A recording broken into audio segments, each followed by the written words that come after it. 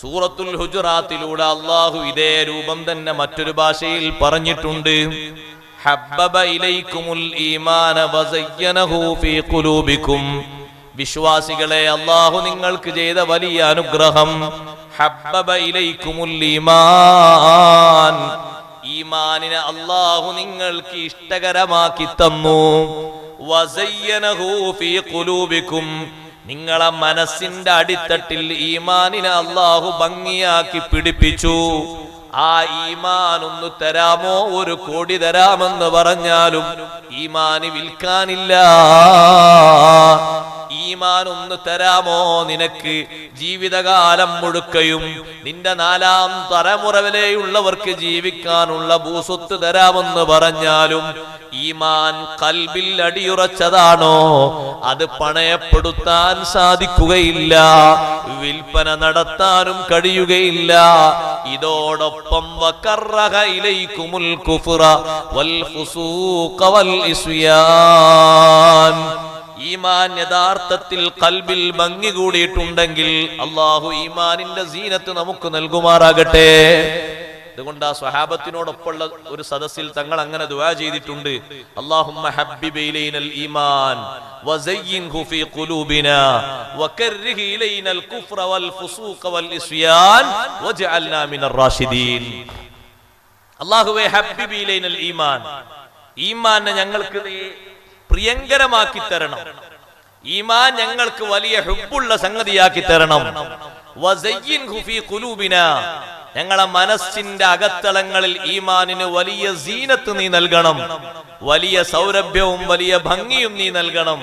അതിന്റെ രണ്ടിന്റെയും അർത്ഥമാണ് തൊട്ടിപ്പുറത്ത് പറയുന്നത്. വകദ്ദിഹി ഇലൈനൽ കുഫ്റ, ഞങ്ങളിലേക്ക് നീ കുഫറിനെ വിരക്തിയുള്ളതാക്കി തരണം. ഈ ഭാഗത്ത് കൂടെ പോയാൽ നീ മുർത്തദ്ദായി പോകും, ഞാൻ അതിലൂടെ പോകാനില്ല. ഈ ഭാഗത്തിലൂടെ പോയാൽ നിന്റെ ഈമാന് തെറിച്ചു പോകും, ഞാൻ അതിലൂടെ പോകാനില്ല. ഈ ഭാഗത്തിലൂടെ നീ എങ്ങ് സഞ്ചരിക്കുകയോ പറയുകയോ പ്രവർത്തിക്കുകയോ ചെയ്താൽ ഈമാനിൽ നിന്ന് നിന്നെ പുറന്തള്ളപ്പെട്ടു പോകും, ഞാൻ അതിലേക്ക് പോകാനില്ല. കാരണം നിനക്കതിനോട് വിരക്തിയാണ്. ഒരാളെ സവിധത്തിൽ നീ ചെന്നിരുന്ന് അയാള് പറയും പോലെ നീ അങ്ങ് വിശ്വസിച്ച് കാര്യങ്ങൾ ചെയ്താൽ നിന്റെ ഈമാന് പറന്നു പോകുമെന്ന് ഹബീബ് സല്ലല്ലാഹു അലൈഹി വസല്ലം പറഞ്ഞ ഒരു ലെവലുണ്ടെങ്കിൽ എത്ര വിഷയത്തിനാണെങ്കിലും ഞാൻ അങ്ങോട്ട് പോകാനില്ല. അഥവാ ഒന്നിനെ നീ പരിഹസിച്ചാൽ നിന്റെ ഈമാന് നിന്നിൽ നിന്ന് പറന്നു പോകും, പകരം അവിടെ കുഫർ വന്നു ചേരും, ഞാനത് പറയാനില്ല, ചെയ്യാനില്ല. ഏറ്റവും കടുത്ത വെറുപ്പ് ഞാൻ കുഫറിലേക്ക് പോകുമോ എന്നുള്ള വിഷയത്തിനാണ്. വകറഹ ഇലൈക്കുമുൽ കുഫ്റ വൽ ഫുസൂഖ്, ഫാസിഖാകുന്നതിനോട് വിരക്തിയാണ്. എന്താണ് സഹോദരങ്ങളെ ഈമാനുള്ളവൻ ഫാസിഖാവുക എന്നതിനെ വെറുക്കാൻ കാരണം? ഈമാനുള്ളവൻ ഫിസ്കിലായിട്ട് മുന്നോട്ട് പോവുകയാണെങ്കിൽ അവന്റെ ഈമാൻ തട്ടിത്തെറിച്ചു പോകാൻ സാധ്യതയേറെയാണ്. എന്താണ് ഫിസ്ക് എന്ന് പറഞ്ഞാൽ അതിന് 2 വിവക്ഷയുണ്ട്. ഒന്ന്, ഒരുപക്ഷെ വലിയ പാപം ചെയ്യുക, എന്നിട്ട് തൗബ ചെയ്യാൻ അവസരം കിട്ടാതെ നടക്കുക. അല്ലെങ്കിലോ ചെറുകുറ്റത്തിന്റെ മേൽ എന്നും നിതാന്തമായി നിലനിൽക്കുക.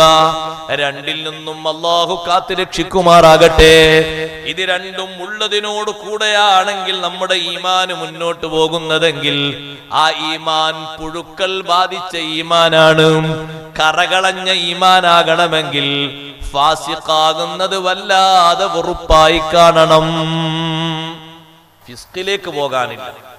ഇതുകൊണ്ടാണ് സ്വഹാബത്തൊക്കെ എന്തെങ്കിലൊക്കെ ചെറിയ ഫാസിഖാകുന്ന തരത്തിലുള്ള വിഷയങ്ങൾ അവരിൽ നിന്ന് വന്നു കഴിഞ്ഞാൽ നല്ല തെളിഞ്ഞ മനസ്സോടെ അള്ളാഹുവിന്റെ ഹബീബ് എങ്ങനെ ഒന്ന് സംഭവിച്ചു, എനിക്കൊരു ത്വഹാറത്ത്, എനിക്കൊരു പരിശുദ്ധി തരണം, ഞാൻ അങ്ങനെ എന്നിൽ നിന്ന് അങ്ങനെ വന്നു സംഭവിച്ചു. നബി സല്ലല്ലാഹു അലൈഹി വസല്ലം അങ്ങനെ ഒന്നും ആയിട്ടുണ്ടാകൂല, നിങ്ങൾക്ക് തോന്നിയതായിരിക്കും എന്ന് പറഞ്ഞാലും അല്ല നബിയെ ഉണ്ട്. കാരണം എനിക്കത് എന്റെ ഈമാനോട് നിലക്കും ചേരുന്നില്ല. സംഭവിക്കാൻ അങ്ങനെ സംഭവിക്കുകയും ചെയ്തു.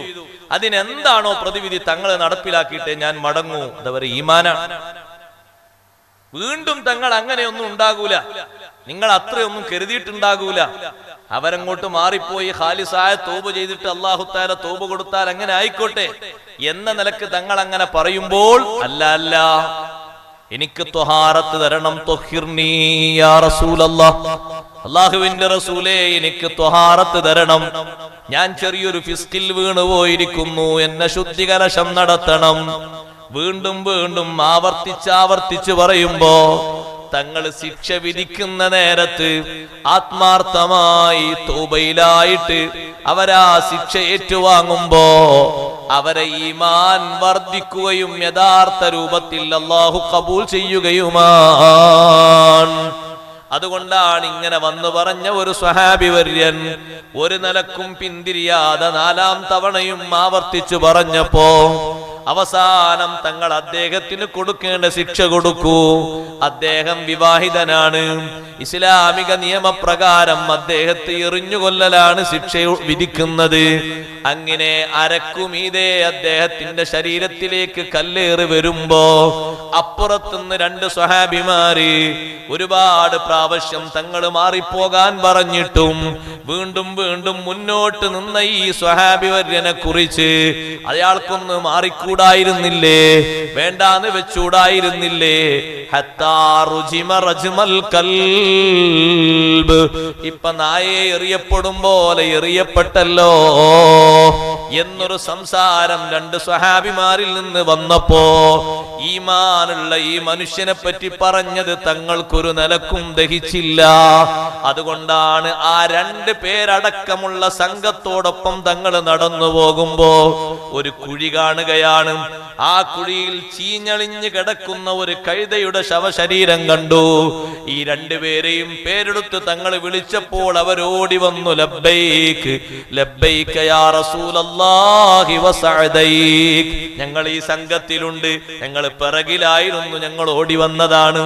എന്താണ് അവിടുന്ന് വിളിച്ചത്? ഞങ്ങൾ ഉത്തരം ചെയ്തു വന്നതാണ്. അവരോട് പറഞ്ഞു, ഇൻസിലാ, 2 പേരും ഈ കുഴിയിലേക്കൊന്നിറങ്ങണം, എന്നിട്ട് ഈ കാണുന്ന ഈ ശവത്തിൽ നിന്ന് നിങ്ങളെടുത്ത് ഭക്ഷിക്കണം. അവര് പറഞ്ഞു, അല്ലാഹുവിന്റെ ഹബീബേ, ഇതാരോ ഭക്ഷിക്കും, ഇത് ചീഞ്ഞളിഞ്ഞ കഴുതയുടെ ഒരു ശരീരല്ലേ, ഇതിന്റെ മേൽക്ക് മണ്ണിട്ട് മൂടാനല്ലേ കാണുന്നവരൊക്കെ തുനിയ, ഇതാരോ ഭക്ഷിക്കും. അല്ല, നിങ്ങൾക്കിത് ഭക്ഷിക്കലാണ് ഇപ്പൊ നല്ലത്. അവരിങ്ങനെ അന്താളിപ്പോടെ നിൽക്കുമ്പോ തങ്ങള് പറഞ്ഞു, അല്ലാഹു തആല വലിയ ഈമാനും ഇഖ്ലാസും തൗബയും നൽകിയ മനുഷ്യൻ, എന്റെ ഒരു പ്രിയപ്പെട്ട സ്വഹാബി വര്യൻ ജീവിതത്തിൽ ഫാസിഖാകുന്നൊരു പ്രവർത്തനം സംഭവിച്ചു. അതിൽ നിന്ന് ത്വഹാറത്ത് ഉദ്ദേശിച്ച് എന്റെ അടുത്ത് വന്നു.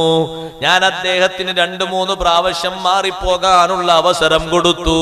പക്ഷേ ഈമാൻ ഖൽബിന്റെ അടിത്തട്ടിൽ സീനത്തുള്ളതായി വന്നതുകൊണ്ട് ഒരിക്കലും മാറാൻ തയ്യാറാകാതെ സംഭവിച്ച ശിക്ഷക്കുള്ള പ്രതിവിധി കിട്ടിയിട്ട് ത്വഹാറത്തോടുകൂടെ അള്ളാഹുവിന്റെ ഹദറത്തിലേക്ക് എത്തണം എന്ന നിലക്ക് ഒരുങ്ങി നിന്നപ്പോ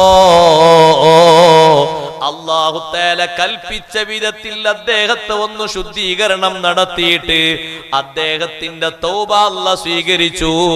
നിങ്ങൾ അദ്ദേഹത്തെ പറ്റി പറഞ്ഞില്ലേ, നായെ എറിയും പോലെ എറിഞ്ഞു എന്ന്.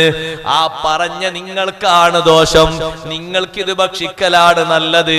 വ ഇന്നഹു ലഫീ അൻഹാരിൽ ജന്നതി യൻഗമിസു ഫീഹാ.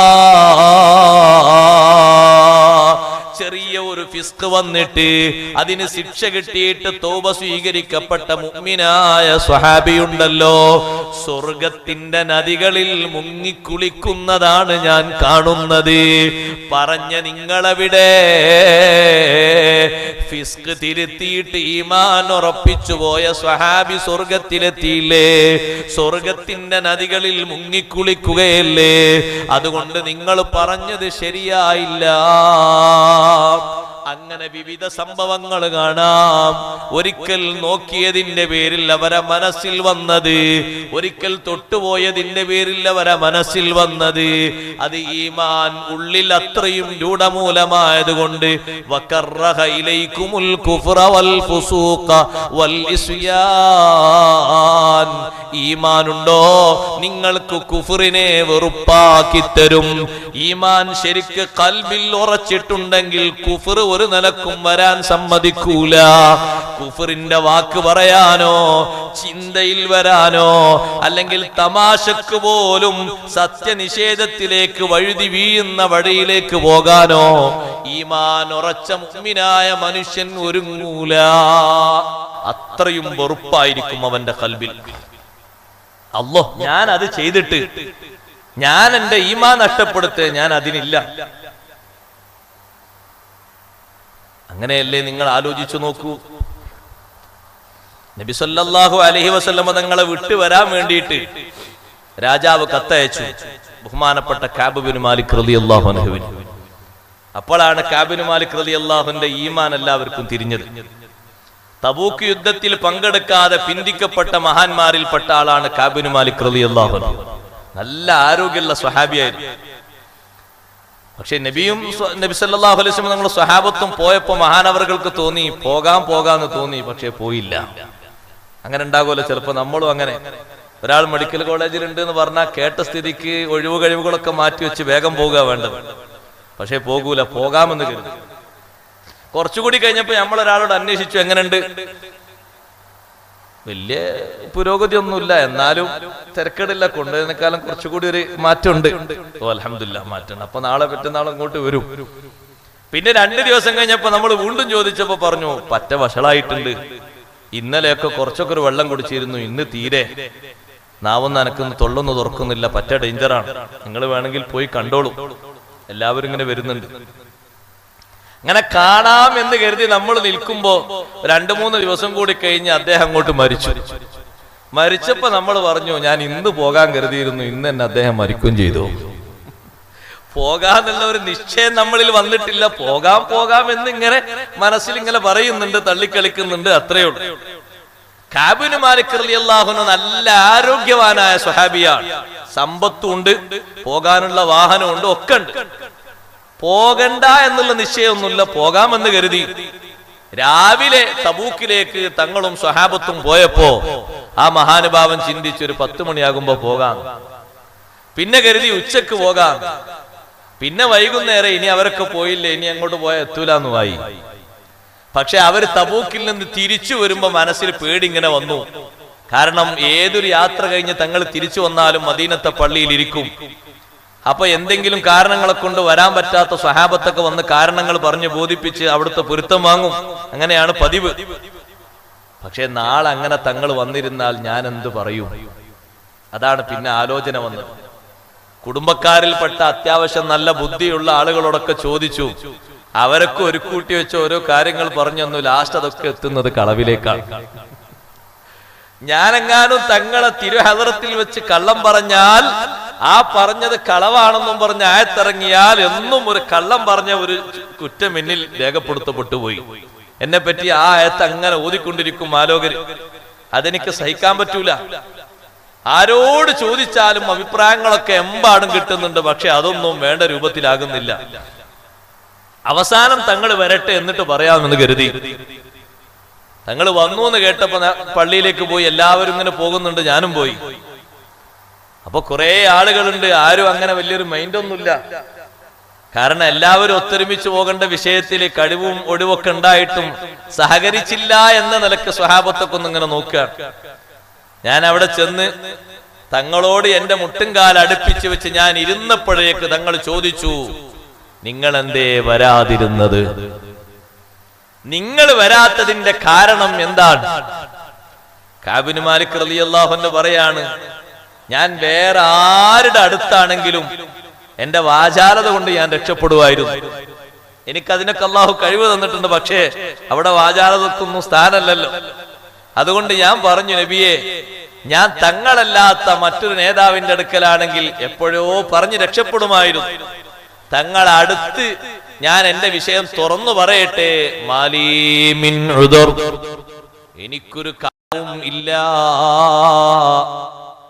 വരാം എന്ന് കരുതി ഞാൻ വൈകിപ്പോയതാണ്. സൗകര്യങ്ങൾ എനിക്ക് എമ്പാടുമുണ്ട്. 2 വാഹനങ്ങൾ എനിക്കുണ്ട്, ഒന്നല്ല. കുടുംബത്തിൽ അവിടെ നോക്കാൻ പകരക്കാരനും ഉണ്ട്. അവർക്ക് ജീവിക്കാനുള്ള സമ്പത്ത് വേറെയും ഉണ്ട്. വരാമെന്ന് കരുതി പിന്നെ അങ്ങ് പിന്തിപ്പോയതാണ്. വേറെ ഒരു പ്രത്യേക പ്രതിബന്ധവും പറയാനില്ല. തങ്ങൾ പറഞ്ഞു, അമ്മാ ഹാദാ ഫഖദ് സ്വദഖ. ഇദ്ദേഹം ഇപ്പോൾ പറഞ്ഞത് സത്യമാണ്. അതുകൊണ്ട് നിങ്ങൾ എഴുന്നേറ്റോളൂ, നിങ്ങളിൽ അള്ളാഹുവിന്റെ തീരുമാനം വരട്ടെ. അതുവരെ നിങ്ങളോടൊരു കണക്ഷനും ഇല്ല, നിങ്ങളോടൊരു ബന്ധമില്ല. സ്വഹാബത്തിനോട് പറഞ്ഞു, ആരും അങ്ങനെ ഒരു സ്നേഹബന്ധം പുലർത്തണ്ട. സലാം അങ്ങനെ ആരും പറയണ്ട. ഏറ്റവും സ്നേഹത്തിന്റെ വലിയ മധുരമാർന്ന അടയാളം സലാമല്ലേ? സലാം പറയണ്ട. പറഞ്ഞ സലാം മടക്കുകയും വേണ്ട. നിങ്ങളൊന്ന് ആലോചിച്ച് നോക്കൂ, ഒരു നാട്ടിൽ നിൽക്കുകയാണെങ്കിൽ എത്ര ദിവസം നിൽക്കാൻ കഴിയും? അങ്ങനെ പുറത്തിറങ്ങി നോക്കുമ്പോ ആരെങ്കിലും ഒന്ന് അസ്സലാമു അലൈക്കും എന്ന് വഅലൈക്കും സലാം പറയണ്ടേ? ഏതെങ്കിലും ഒരു സ്വഹാബി മടക്കണ്ടേ? മഹാനവറുകൾ പറയാം, ഞാൻ ഇടക്കിടക്കൊക്കെ വീട്ടിൽ നിന്ന് പരിചയമില്ലല്ലോ. നമ്മൾ പലരും അങ്ങനെയല്ല, വീട്ടിൽ നിന്ന് അങ്ങനെ പരിചയം ഉണ്ടാകൂല, പുറത്തിറങ്ങും. അത് അങ്ങനത്തെ ഒരു അവസ്ഥയാണ്. മദീനത്തെ മാർക്കറ്റിലേക്ക് പോയി നോക്കിയാൽ ആരും ഒരു വിശേഷവും പറയുന്നില്ല. സാധാരണ കണ്ടാൽ ഒന്ന് തോളൊക്കെ പിടിച്ചു കൊണ്ടുപോകുന്ന ആളുകളും വിട്ടു നിൽക്കുകയാണ്. അങ്ങാടി ചെന്ന് മാർക്കറ്റിൽ ചെന്ന് എനിക്ക് ഇന്നയും സാധനങ്ങളൊക്കെ വേണമെന്ന് പറഞ്ഞാൽ അത് എണ്ണി ഇങ്ങോട്ട് തരും, കാശ് കൊടുത്താൽ ബാക്കിയും തരും. വേറെ ഒരു വർത്താനമില്ല. ഞാൻ ഇങ്ങനെ ജീവിക്കാണ് ഒറ്റപ്പെട്ടു. ഈ തീരുമാനം വന്നപ്പോ ഞാൻ മദീനത്തെ പള്ളിയുടെ ബാക്കിലേക്ക് പോയി. അപ്പൊ എന്നെ മുനാഫിക്കുകൾ പരിഹസിച്ചു, കളിയാക്കി. എന്നെ ഒന്നിനും പറ്റാത്ത ആളാ നീയൊക്കെ. ഞങ്ങളൊക്കെ രക്ഷപ്പെട്ടത് കണ്ടില്ല. കാരണം നബി സല്ലല്ലാഹു അലൈഹി വസല്ലം നിങ്ങൾക്കറിയാം, അവരെങ്ങനെ ഇരുന്നാലും വളച്ചൊടിച്ചാലും കള്ളേ പറയുള്ളൂ. അതുകൊണ്ട് പൊയ്ക്കോന്ന് പറയാ നല്ലത്. അവരീ വരാത്തതിനെ പറ്റി ഒന്ന് ചോദിച്ചാൽ അത് കളവ് പറയും. അതിനെ പിന്നെ പിന്തുടർന്ന് ഒന്ന് ചോദിച്ചാൽ പെരുങ്കളവ് പറയും. അപ്പൊ കളവിന്റെ പരമ്പരയാകും. അതുകൊണ്ട് ആദ്യം പൊയ്ക്കോളൂ എന്ന് പറയില്ലേ, സുഖം, പൊയ്ക്കോളൂ എന്ന് പറയും. അപ്പൊ അവരിങ്ങനെ പിന്തിരിപ്പിച്ചപ്പോ കഅബ് റളിയല്ലാഹു അൻഹു പറയാണ്, എനിക്ക് തോന്നി ആ പിന്തിരിപ്പിക്കുന്നത് കൊണ്ട് ഒന്നുകൂടി തിരിച്ചു പോയിട്ട് എന്തെങ്കിലുമൊക്കെ കാരണം പറഞ്ഞാലോ. അത്രത്തോളം അവരെന്നെ ഇഞ്ചക്ഷൻ ചെയ്തു. എന്തെങ്കിലുമൊക്കെ പറഞ്ഞ് രക്ഷപ്പെടേണ്ട കഅബേ, പിന്നെ അങ്ങോട്ട് തൗബ ചെയ്താൽ മതിയല്ലോ. പിന്നെ നബി തങ്ങളോട് അങ്ങ് മാപ്പ് ചോദിച്ചാൽ പോരല്ലേ, നിങ്ങൾ പുറത്തു തരൂലേ എന്നിങ്ങനെ നിരന്തരം പറഞ്ഞപ്പോ ഞാൻ ആകെ വിഷമിച്ചു പോയി. ഞാൻ ചോദിച്ചു, എന്നെ പോലെ പറഞ്ഞവരാരെങ്കിലും ഉണ്ടോ? അവരെനിക്ക് കാണിച്ചു തന്നു 2 പ്രഗൽഭന്മാരായ സ്വഹാബിമാർ, ഹിലാൽ ഇബ്നു ഉമയ്യത്തുൽ വാഖിഫി റളിയല്ലാഹു അൻഹു, മുറാറത്ത് ഇബ്നു റബീ റളിയല്ലാഹു അൻഹു. അവർ രണ്ടുപേരും എന്നെക്കാളും പ്രായമുള്ളവരാണ്. അവരെ കാണിച്ചെന്നപ്പോ എനിക്ക് ചെറിയൊരു ആശ്വാസമായി. ഞാൻ മാത്രമല്ലല്ലോ, വേറെ 2 ആളുണ്ടല്ലോ. അങ്ങനെ ദിവസങ്ങൾ തള്ളി നീങ്ങി.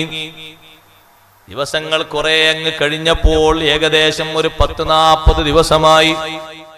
ഒരു മിണ്ടാട്ടവും ഇല്ല. ഞാൻ എന്റെ തൊട്ടടുത്ത കുടുംബക്കാർ, എന്റെ കൂടെ നടക്കുന്ന എന്റെ ഉപ്പയുടെ സഹോദരന്റെ മക്കളുണ്ട്. ഉപ്പാന്റെ ജ്യേഷ്ഠന്റെയും അനുജന്റെയും മക്കളുണ്ട്. എനിക്കേറെ പ്രിയപ്പെട്ടവരാണ്. ഞങ്ങൾ ഒരുമിച്ചാണ് ജമാഅത്തിന് പോകാറുള്ളത്, അങ്ങാടിയിലേക്ക് പോകാറുള്ളത്, ജോലി സ്ഥലത്തേക്ക് പോകാറുള്ളത്. ഞാൻ അവരോടൊന്ന് സലാം പറഞ്ഞൊന്ന് സഹവാസത്തിന് നിൽക്കുന്നു. പക്ഷേ മറുപടിയില്ല. എന്നോട് ആരും മിണ്ടുന്നില്ലല്ലോ. അള്ളാഹുവിന്റെ തീരുമാനം വരട്ടെ എന്ന് പറഞ്ഞ് എന്നെ മടക്കിയതല്ലേ. ആരാരും മിണ്ടാത്ത ഒരു ദാരുണമായ അവസ്ഥയിൽ ഞാൻ ഇങ്ങനെ മുന്നോട്ട് പോകുമ്പോ എന്നെ ചോദിച്ചതാ, അങ്ങാടിയിൽ ഒരാൾ ഇങ്ങനെ നടക്കുന്നു. ഏതാണ് ഈ കഅബ് ഇബ്നു മാലിക്? ഏതാണ് ഈ കഅബ് ഇബ്നു മാലിക്? അവിടെയാ നമ്മൾ ഈമാൻ ശരിക്കും മനസ്സിലാക്കേണ്ടത്. തീർത്തും ഇവിടെ ഒരു ബഹിഷ്കരണ നിലപാടാണ് നബി തങ്ങൾ സ്വീകരിച്ചത്. ഈ ബഹിഷ്കരണ നിലപാടിൽ സഹനത്തോടുകൂടെ, ക്ഷമയോടുകൂടെ, ഇസ്തിഗ്ഫാറോടുകൂടെ, തൗബയോടുകൂടെ മുന്നോട്ട് പോവുകയാണ്. എന്നെ അങ്ങനെ ഒഴിവാക്കിയോ, ഞാൻ മറ്റൊരു നേതാവിന്റെ ഹദറത്തിലേക്ക് പോകട്ടെ ഇല്ല. ഞാൻ ഈ നാട് വിട്ടു പോകട്ടെ ഇല്ല. ഞാൻ എന്റെ കുടുംബം വിട്ടു പോകട്ടെ ഇല്ല. ഞാൻ ഈ മതത്തിൽ നിന്ന് രാജിയാകട്ടെ, ഞാനും അതിനുമില്ല. വളരെ ക്ഷമയോടെ തൗബയിലായി, ഇസ്തിഗ്ഫാറിലായി നടക്കുന്നു. രാവും പകലും ഇസ്തിഗ്ഫാറിലാണ്. ഒറ്റക്കെങ്ങാനും നബിതങ്ങളെ കിട്ടിയാൽ വിഷയം ഒന്നുകൂടി പറയാമെന്ന് കരുതി നടക്കുമ്പോ കഅബ് റളിയല്ലാഹു അൻഹു പറഞ്ഞു, ഞാൻ മദീനത്തെ പള്ളിയിലേക്ക് നോക്കുമ്പോ തങ്ങൾ ഒറ്റക്ക് പള്ളിയുടെ ഉള്ളിലുണ്ട്. അപ്പോൾ ഞാൻ കരുതി ഇപ്പൊ ഏതായാലും എന്നോടൊന്ന് സംസാരിക്കാൻ സാധ്യത ഉണ്ട്, ഒറ്റക്കല്ലേ. ഞാൻ പോയി വലത്തെ ഭാഗത്ത് പോയി ചേർന്നിരുന്ന് സലാം പറഞ്ഞു. തങ്ങൾ മുഖം നേരെ ഇങ്ങോട്ട് മറിച്ചു. ഇടത്തോട്ട് പോയിട്ട് സലാം പറഞ്ഞപ്പോ മുഖം നേരെ ഇങ്ങോട്ട് പിന്നെയും തിരിച്ചു. ഇതിപ്പോഴും പഴയ രൂപത്തിൽ തന്നെയാണ്, മാറ്റമൊന്നുമില്ല എന്ന് മനസ്സിലാക്കി. കുറച്ചപ്പുറത്ത് നിന്ന് ഞാൻ 2 റക്അത്ത് നിസ്കരിച്ചു നോക്കി. നിസ്കാരത്തിൽ ഞാൻ എന്റെ കണ്ണൊന്ന് ഇങ്ങനെ ഇടം കണ്ടിട്ട് നോക്കിയപ്പോ തങ്ങൾ എന്നെ ഇങ്ങനെ നോക്കുന്നുണ്ട്. അപ്പൊ എന്റെ മനസ്സിൽ വല്ലാത്തൊരു ആശ്വാസവും, നിസ്കരിക്കാൻ ഞാൻ നിൽക്കുമ്പോഴെങ്കിലും തങ്ങൾ നോക്കിയല്ലോ, ഇനി സലാം പറഞ്ഞിട്ട് ഏതായാലും ഒന്ന് സലാം പറഞ്ഞു നോക്കിയാൽ തിരിച്ചു മറുപടി ഉണ്ടാകും. സലാം പറഞ്ഞിട്ട് ഞാൻ പോയിട്ട് സലാം പറഞ്ഞു നോക്കി, പഴയതുപോലെ തന്നെ മുഖം അങ്ങോട്ട് തിരിച്ചു. അവിടെ ചെന്ന് പറഞ്ഞപ്പോ ഇങ്ങോട്ടും തിരിച്ചു. സങ്കടത്തോട് സങ്കടമുണ്ട് മനസ്സിൽ. ആ വിഷയത്തെ സംബന്ധിച്ച് സൂറത്തു തൗബയിലൂടെ വന്ന ഭാഗം വായിക്കുകയാണെങ്കിൽ അവരനുഭവിച്ച ത്യാഗത്തിന്റെ അവസ്ഥ, യഥാർത്ഥത്തിലുള്ള തൗബയുടെ കട്ടിയും കനവും നമുക്കതിൽ നിന്ന് ബോധ്യപ്പെടും. മഹാനവർകൾ പറയാൻ, മദീന എത്ര പ്രവിശാലമായ ഭൂമികയാണ്, പക്ഷെ എന്റെ മനസ്സിൽ മദീന എനിക്ക് ഏറ്റവും ഇടുങ്ങിയ ഭൂമിയായി മാറി. ഇനി ഒരു സ്ഥലത്തേക്കും അഭയം ചോദിക്കാനില്ല എന്ന് തീരുമാനിച്ചു. അത്രത്തോളം മാനസിക പ്രയാസം വന്നു. അങ്ങനെ ഞാൻ അങ്ങാടിയിലൂടെ നടക്കുമ്പോ ഒരാൾ ചോദിക്കാണ്, ഏതാണ് കഅബ് ബിൻ മാലിക്, ഏതാണ് കഅബ് ബിൻ മാലിക്? അപ്പൊ ആൾക്കാർ എന്നോട് പറയൂലല്ലോ. പലരും എന്നെങ്ങനെ ചൂണ്ടിക്കാണിച്ചു കൊടുത്തു, അതാന്ന് പറഞ്ഞ്. ഒരാൾ എനിക്ക് കത്ത് കൊണ്ടുവന്നു. ആ കത്ത് ഞാൻ തുറന്നു വായിച്ചു നോക്കി. അതൊരു രാജാവിന്റെ കത്താണ്, ഗസ്സാൻ രാജാവെന്ന രാജാവിന്റെ കത്താണ്. ആ കത്തിലുള്ളത് എന്താണെന്നറിയോ? കഅബ് ബിൻ മാലിക്, നീ നല്ല ആരോഗ്യവാനല്ലേ, ചെറുപ്പക്കാരുടെ നേതാവല്ലേ, ജീവിക്കാൻ ഒരു കുറവും നിനക്കില്ലല്ലോ. അതുകൊണ്ട് നിങ്ങളുടെ നേതാവ് നിങ്ങളെ ബഹിഷ്കരിച്ചെങ്കിൽ അവിടം വിട്ട് എന്റെ രാജകീയമായ അവസ്ഥയിലേക്ക്, പ്രൗഢിയിലേക്ക് വന്നോളൂ. എന്റെ അധികാരത്തിൽ നിന്ന് നിങ്ങൾക്കും ഞാൻ പകുത്തു നൽകാം. കഅബ് ബിൻ മാലിക് റളിയല്ലാഹു അൻഹുവിന്റെ ജീവിതത്തിൽ വരുന്നത് ഈമാനികമായ പരീക്ഷണമാണ്. മഹാനവർകൾ കത്തിങ്ങനെ പൊക്കി പിടിച്ചിട്ട് പറഞ്ഞു, വഹാദാ ഐളം മിനൽ ബലാ, ഇത് പരീക്ഷണത്തിന് പുറമെ മറ്റൊരു പരീക്ഷണം കൂടിയാണ്. കത്ത് 4 ഭാഗമായി പിച്ചി ചീന്തിയിട്ട് അടുപ്പിലേക്ക് അങ്ങിട്ട് കരിച്ചു കളഞ്ഞു. മദീന വിട്ടിട്ട് നബിതങ്ങളെ ഉപേക്ഷിച്ചിട്ട് ഒരു രാജാവിനെ സ്വീകരിക്കാനോ കഅബ് ബിൻ മാലിക് അതിനില്ല. ഇവിടെയാണ്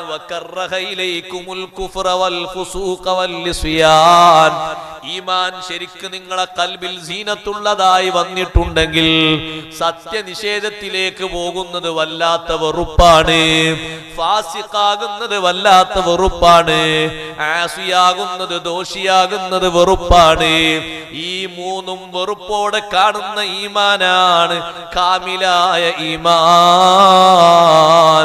അതേ രൂപത്തിൽ തന്നെ അള്ളാഹുവിനെ എതിർക്കുന്നവർ, നബി സല്ലല്ലാഹു അലൈഹി വസല്ലമ തങ്ങളെ എതിർക്കുന്നവർ, അവരെ സ്നേഹിക്കാൻ ഈമാനുള്ളവർക്ക് കഴിയൂല. അങ്ങനെ ഒരു ഈമാൻ അല്ലാഹ് നൽകിയിട്ടുണ്ടോ? ഉണ്ട്. ഉലൈക കതബ ഫീ ഖുലൂബിഹിമുൽ ഈമാൻ. അള്ളാഹു പറയുന്നു, ഇങ്ങനെ ഈമാനുള്ള ആളുകളില്ലേ, അള്ളാഹിനെ എതിർക്കുന്നവരാണ്, അവരോട് നമുക്ക് സ്നേഹമില്ല, അവരോട് നമുക്ക് സമ്പർക്കമില്ല, അവരോട് നമുക്ക് ആത്മാർത്ഥമായ ബന്ധമില്ല. ലൗകികമായ ബന്ധങ്ങളെ പേരിൽ ഒരു പക്ഷേ ബന്ധങ്ങളുണ്ടാകും, അതിവിടെയുള്ള എന്തെങ്കിലും ഏർപ്പാടുകൾ നടക്കാനായിരിക്കും. ആത്മാർത്ഥതയുടെ ഒരു ബന്ധമുണ്ട്, അത് ഈമാനികമായ ബന്ധമാണ്. അത് ഇവരിലേക്ക് നമ്മൾ പകുത്തു വെക്കൂല, പങ്കു ചേർക്കൂല, പകുതി കൊടുക്കൂല.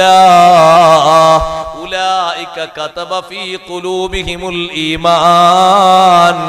അവരാണ് മനസ്സിൽ അല്ലാഹു ഈമാൻ സ്ഥിരപ്പെടുത്തിയവർ. കതബ ഫീ ഖുലൂബിഹിം, അവരെ മനസ്സിൽ അല്ലാഹു തആല ഉറപ്പിച്ചു കൊടുത്തിട്ടുണ്ട് അൽ ഈമാൻ. എഴുതി എന്ന് പറഞ്ഞാൽ ഉറപ്പിച്ചു കൊടുത്തു, സബത സ്ഥിരമാക്കി കൊടുത്തു. ഇനി ആ ഈമാൻ ഇളകൂല. വഅയ്യദഹും ബിറൂഹിൻ മിൻ, ഈമാനിന് ശക്തി പകരാൻ അല്ലാഹു തആല അവർക്ക് അല്ലാഹുവിന്റെ റൂഹ് എന്നുള്ള പേരെടുത്ത് വിളിച്ച മലക്കില്ലേ ജിബ്രീൽ അലൈഹിസ്സലാം, ആ ജിബ്രീലിന്റെ സഹായം നൽകിയിട്ട് അവർക്ക് അല്ലാഹു ശക്തി പകർന്നിട്ടുണ്ട്. വയുദ്ഖിലുഹും ജന്നാത്തിൻ തജ്രീ മിൻ തഹ്തിഹൽ അൻഹാറു ഖാലിദീന ഫീഹാ. ഇത്തരത്തിൽ ഈമാനുള്ള ആളുകളെ അല്ലാഹു പ്രവേശിപ്പിക്കും.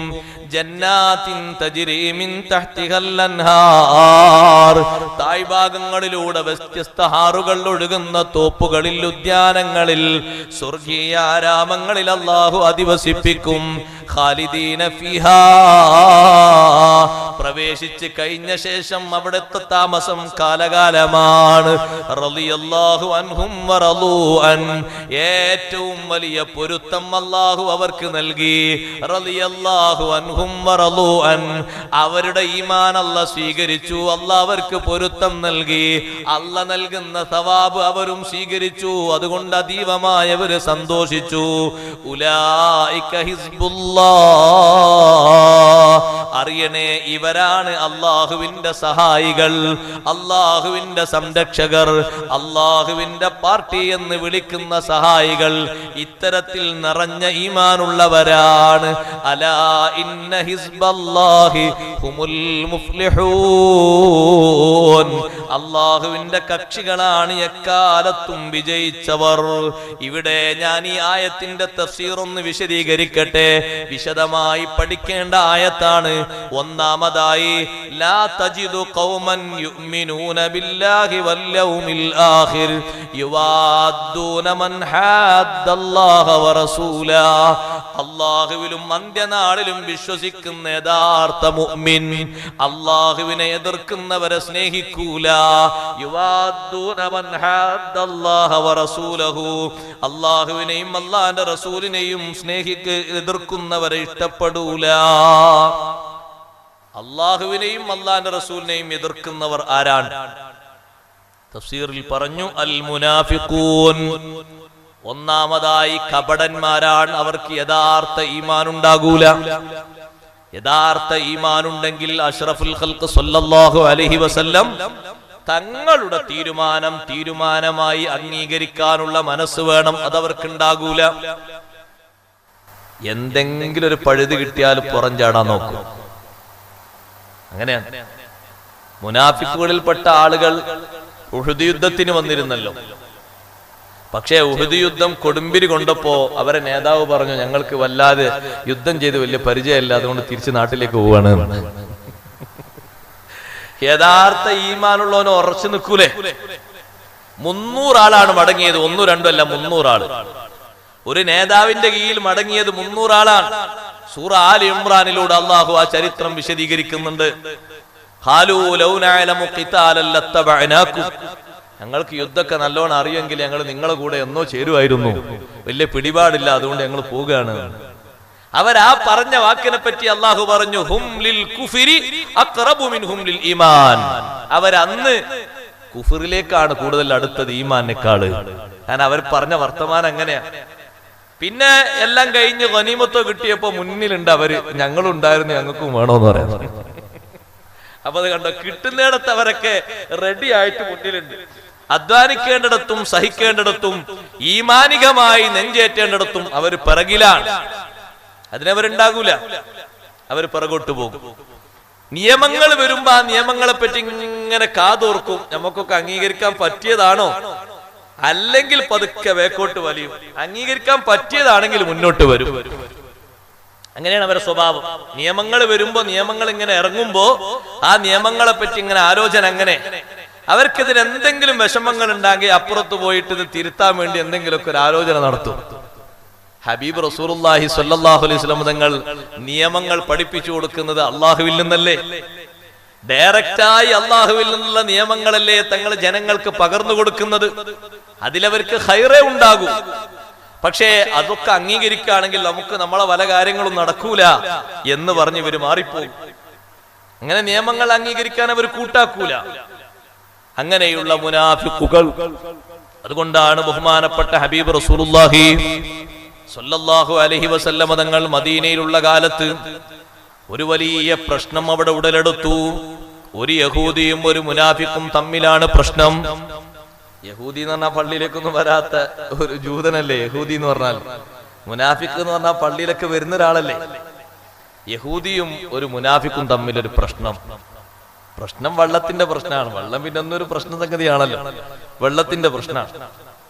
ഒരു തോട്ടത്തിൽ നിന്ന് ഒഴുകിപ്പോകുന്ന വെള്ളം, ആ വെള്ളം എന്റേതാണ് എന്ന് യഹൂദി